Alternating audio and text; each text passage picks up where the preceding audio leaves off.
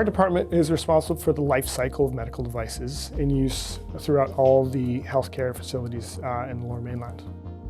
As a biomedical engineering technologist, you're responsible for preventive maintenance, repairs, and all the other functions that fall into line with what it would take to figure out what the needs are for the hospital and what we need to bring in as new technology and maintain it while it's being used throughout its lifespan. And then by the time it's nearing its end of life, to figure out how to decommission, dispose, and find other uses for it if possible with other health authorities or donating it. We consider ourselves kind of a conduit between clinicians and technology. So that's kind of the broad scope. We are an unbiased third party that determines the best needs based on the limited finances that we have available and the needs of the hospital. So instead of it being maybe individuals that come forward and ask for a specific device or a specific technology,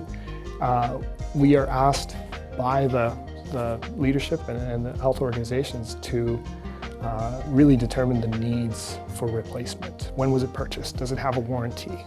When does the warranty run out? When are preventive maintenance inspections due? If a repair is necessary, what parts do we use? And we have the resources and the contacts to be able to replace specific components. With infusion pumps specifically, which is a big part of our device list, the tests would include accuracy tests to making sure that the device infuses the amount of fluid that it's saying that it's infusing. Battery checks, clinical trials, so putting them in the hands of our nurses and actually trying them, getting feedback from the clinicians about what they liked and didn't like. Then combining all of that information, creating a report, a presentation that highlighted exactly which of these options was the one that we supported from a technical and clinical perspective.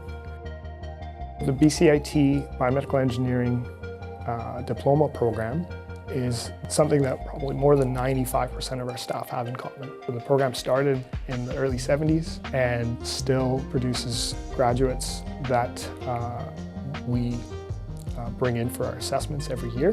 As technologists, we are always needing to learn about doing something differently, improving, however incrementally. The ever-evolving state of technology, we see it at home with flat screen TVs and different devices that improve life in different ways. And the same kinds of things apply in healthcare. I really am motivated by the interactions and the moments where something surprises me in terms of what a manufacturer has been able to come up with.